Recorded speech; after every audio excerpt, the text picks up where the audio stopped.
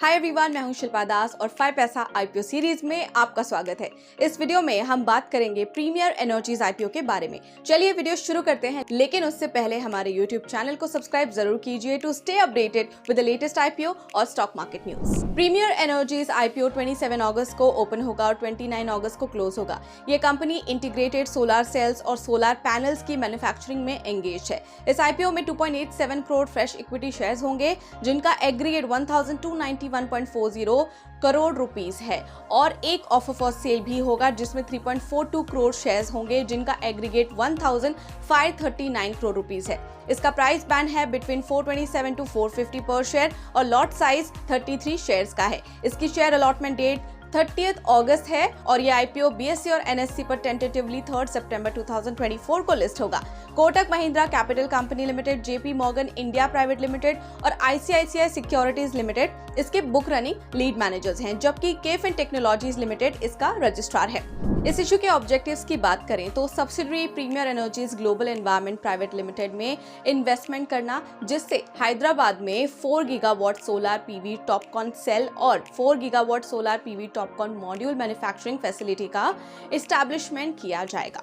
साथ ही general corporate purposes के लिए फंड्स एलोकेट करना भी इस इशू के ऑब्जेक्टिव में आता है। अब चलिए कंपनी के बारे में थोड़ा डिटेल में जान लेते हैं। अप्रैल 1995 में इनकॉर्पोरेट हुई premier energies limited integrated solar cells और सोलर पैनल्स की मैन्युफैक्चरिंग में एंगेज्ड है। कंपनी के प्रोडक्ट पोर्टफोलियो में solar cell, solar modules, monofacial modules, bifacial modules, EPC solutions और ओएनएम सॉल्यूशंस शामिल हैं। कंपनी हैदराबाद, तेलंगाना, इंडिया में 5 मैन्युफैक्चरिंग यूनिट्स ऑपरेट करती है। साथ ही प्रीमियर एनर्जीज के क्लाइंटल में काफी प्रोमिनेंट कंपनी शामिल हैं, जैसे कि NTPC, Tata power solar systems limited, Panasonic life solutions private limited, luminous etcetera.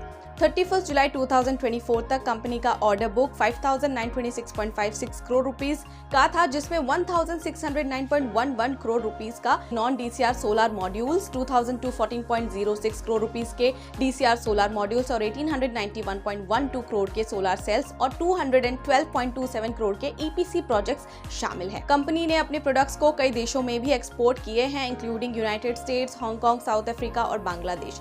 जून 2024 तक कंपनी में 1447 एम्प्लॉयज और 3278 कॉन्ट्रैक्ट लेबरर्स एम्प्लॉयड थे। इनके पीयर्स की बात करें तो वो है वेबसॉल एनर्जी सिस्टम लिमिटेड। चलिए देखते हैं अब इंडस्ट्री ओवरव्यू। अब बात करते हैं इंडिया के सोलर एनर्जी और रिन्यूएबल पावर जनरेशन इंडस्ट्री के आउटलुक के बारे में। Global install power generation capacity 2050 तक 4 गुना बढ़ने वाली है, जिसमें लगभग 75% इलेक्ट्रिसिटी रिन्यूएबल से जनरेट होगी।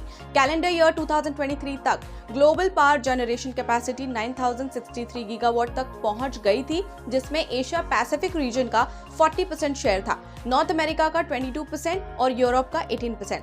इंडिया की फाइनेंशियल 24 तक 442 गीगावाट इंस्टॉल कैपेसिटी थी, जो इसे दुनिया का 3rd लार्जेस्ट इलेक्ट्रिसिटी प्रोड्यूसर बनाती है। ये कैपेसिटी फाइनेंशियल 2028 तक 622 गीगावाट तक पहुंचने की एक्सपेक्टेशंस हैं। रिन्यूएबल एनर्जी, खासकर सोलर, इंडिया के कैलेंडर ईयर 2070 तक net zero carbon emissions achieve करने के गोल का सेंट्रल पार्ट है। गवर्नमेंट का टारगेट है कैलेंडर ईयर 2030 तक 500 gigawatt renewable energy capacity achieve करना, जिसमें से 300 गीगावाट सोलर से आएगा। National Institute of Solar Energy के हिसाब से इंडिया के पास vast solar potential of 748 GWP estimated है। दिसंबर 2023 तक इंडिया ने लगभग 73 गीगावाट हार्नेस किया था, जिसमें टॉप स्टेट्स राजस्थान, गुजरात, कर्नाटका, तमिलनाडु और महाराष्ट्र हैं। कैलेंडर ईयर 2023 के एंड तक इंडिया ग्लोबली 5th रैंक पर था सोलर पीवी डिप्लॉयमेंट में। 73 गीगावाट के साथ चाइना, यूएसए, जापान और जर्मनी के बाद इंडिया फाइनेंशियल 2028 तक लगभग 200 गीगावाट सोलर कैपेसिटी अचीव करने की राह पर है, जिसमें डोमेस्टिक मैन्युफैक्चरिंग को प्रमोट करने और इंपोर्ट डिपेंडेंसी को रिड्यूस करने वाली पॉलिसीज का बड़ा योगदान है। इसी के साथ सोलर एनर्जी इंडिया के लो कार्बन स्ट्रैटेजी का एक कॉर्नरस्टोन बनने वाला है, जो सिग्निफिकेंट एनवायरमेंटल और इकोनॉमिक बेनिफिट्स लाएगा। चलिए अब बात करते हैं इस कंपनी के फाइनेंशियल्स की। Total revenue was reported at 3171.31 crore rupees for financial year 24 against 1463.21 crore rupees in financial year 23 and 767.03 crore rupees in financial year 22, up by 116.74% in 1 year and up by 313.45% in 2 years. PAT was marked at 231.36 crore rupees for financial year 24 against minus 13.34 crore rupees in financial year 23 and minus 14.41 crore rupees in financial year 22. PAT swung from loss to profit in financial year 24.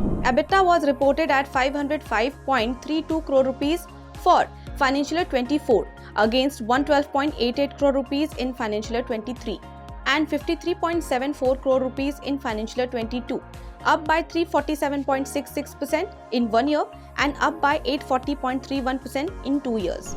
Total assets for financial year 24 were reported at 3,554.13 crore rupees against 2,110.69 crore rupees in financial year 23 and 1,341.49 crore rupees in financial year 22, up by 68.39% in 1 year and 164.94% in 2 years. Share capital for financial year 24 was reported at 26.35 crore rupees against 26.35 crore rupees in financial year 23 and 26.35 in financial year 22, stable for both years. Total liabilities for financial year 24 were reported at 1,392.24 crore rupees against 763.54 crore rupees in financial year 23 and 453.3 crore rupees in financial year 22, up by 82.34% in 1 year and 207.13% in 2 years. अब चलिए company के कुछ trends को भी देख लेते हैं। Premiere energies को सोलर एनर्जी सेक्टर में 2 डेकेड्स का एक्सपीरियंस है, जो इसे एक ट्रस्टेड नाम बनाता है। कंपनी का comprehensive range of solar products है जो डाइवर्स कस्टमर नीड्स को केटर करता है। इसके अलावा एनटीपीसी, टाटा पावर, पैनासोनिक और ल्यूमिनस जैसे मेजर क्लाइंट्स पर कंपनी को ट्रस्ट हासिल है। 20 से ज्यादा देशों में एक्सपोर्ट्स करने के कारण कंपनी की ग्लोबल फुटप्रिंट काफी स्ट्रांग है।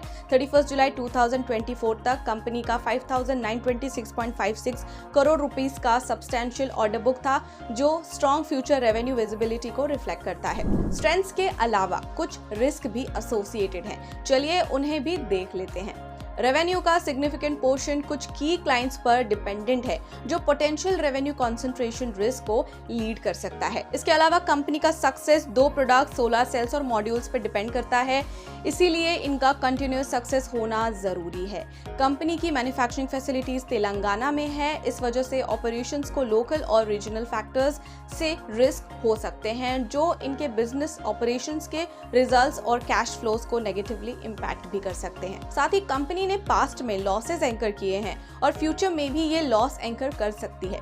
अगर कंपनी अपनी मैन्युफैक्चरिंग कैपेसिटी को फुल्ली यूटिलाइज ना कर पाए या फिर एक्सपांडेड और प्रपोज कैपेसिटी को सही तरीके से यूज नहीं कर पाए, तो इसका नेगेटिव इम्पैक्ट इनके बिजनेस प्रोस्पेक्ट्स, फाइनेंशियल्स, परफॉर्मेंस और कैश फ्लोज पर हो सकता है।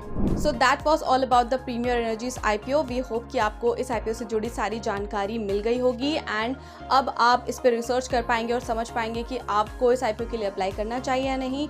सो हमें ज़रूर बताइएगा कमेंट सेक्शन में कि आप क्या सोचते हैं। साथ ही स्टॉक मार्केट न्यूज़ के लिए 5 पैसा को ज़रूर लगातार फॉलो करते रहें। अब हम मिलेंगे अगले वीडियो में एक नए आईपीओ के साथ। तब तक के लिए चैनल को भी सब्सक्राइब करना ना भूलें और अगर आपको ये वीडियो पसंद आया है तो लाइक और शेयर जरूर करें। Investments in the securities market are subject to market risk. Read all related documents carefully before investing.